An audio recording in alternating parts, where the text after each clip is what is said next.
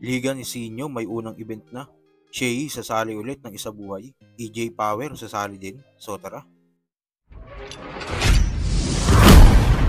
Pinakaplano kasi namin ngayon sa bargain, kumbaga, maghanap ng mga new breed. Tas kunyari, nakatagpo kami ng mala style ni Martri. Kunyari, nakatanggap kami ng ganong may napasok kaming ganon.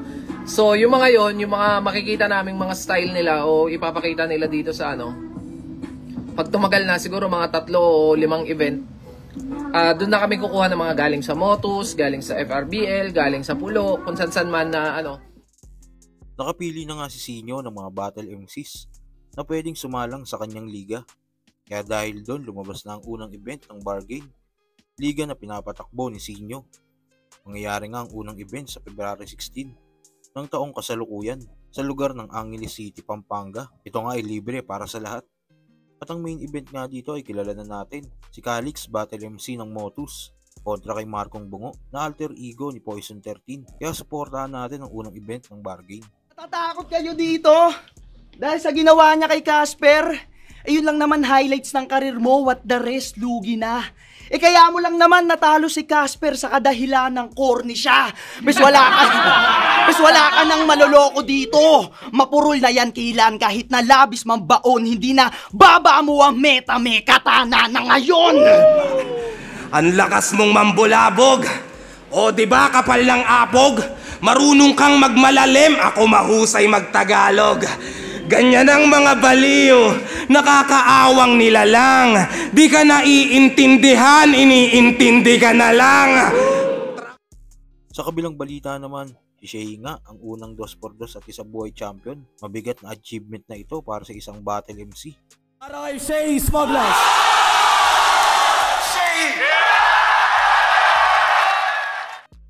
Pero ang nagawa na ito ni Shea ay nagawa din ni M-Site.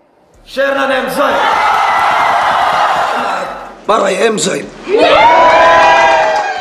Kaya noon sa break it down ni Looney, minsang sinabi ni Shea na parang gusto niya muling sumali ng isa buhay at magkampiyon. Para solo siya sa 2x2 at 2 times isa buhay champion dahil ayaw niya daw na may katabi sa isang achievement. So ngayon 2023, may bala kang bumalik sa o music muna? Actually, gusto ko nga, parang gusto ko iniisip ko siya, neto lang last week, parang iniisip, bakit kaya ako ulit? Kasi, nag-champion kasi si M-Site ng 2x2. So parang gusto ko pa ng isa pang isa buhay tayo. Parang gusto ko mag-isa lang ako dun sa sphere. Sasali ka Ayoko ulit? nang may seatmate. Sasali ka ulit? Iniisip ko lang. Parang, if ever sasali ako ulit, yun yung parang yung goal ko. Parang hindi pa parang kasi the past 4 years naging kontento ako sa buhay. Parang gusto ko nang na-bore na ako tol. Gusto ko ulit challenge. Sa interview nga ni Shea sa Dobrak TV, dito ay muling naitanong kung may posibilidad bang makita nating muli ang isang Shea sa isa buhay tournament. At hindi nga ito masagot ni Shea kung oo o hindi. Ibig sabihin lang nito ay nagtatalo sa isip niya desisyon na ito. Kaya may pag-asa talagang makita nating muli si Shea sa isa buhay tournament. Yeah, I don't know. Meron pa akong mga... Eto, dahil nasimulan na naman, bumatel na naman ako, na-miss ko na naman yung feeling. Iba rin kasi siyang challenge Iba rin siyang outlet na And you as an artist, that art form is within you Oo. Kailangan mo siya ilabas Parang gusto ko pa rin. Parang ayoko na naman mag-retire. Parang gusto ko pa rin ituloy. Parang ganun. We'll see.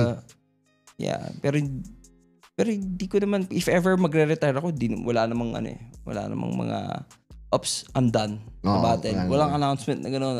Ayoko kasi gusto ko once na sinabi ko yun, hindi na ako babalik. And I'm not the type na magsasabi, retire na ako, tapos babattle ulit. Hindi. So, sa ngayon, I'm not sure. At sa huling balita, hindi nga natupad ni EJ Power ang plano niya na magkampiyon sa unang pagsalang ng Isabuhay Tournament noong nakaraang taon. Gaya ng sinasabi niya habang tinatahak niya ang titulo ng Isabuhay. At panoorin mo kung magkampiyon sa unang beses na pagsalang.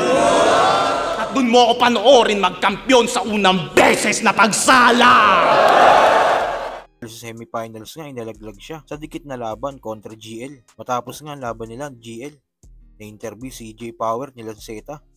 At sa dulo nga ay naitanong siya kung meron bang posibilidad na muling sumali si EJ Power ng Isabuhay gaya nga ni Shei. Ay undecided din siya.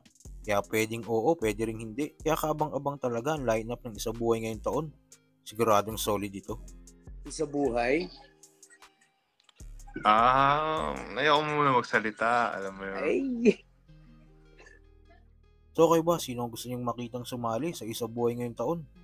Kung ano man sa loobin mo, comment mo lang sa baba na mapag-usapan natin yan. So yun lang. God bless.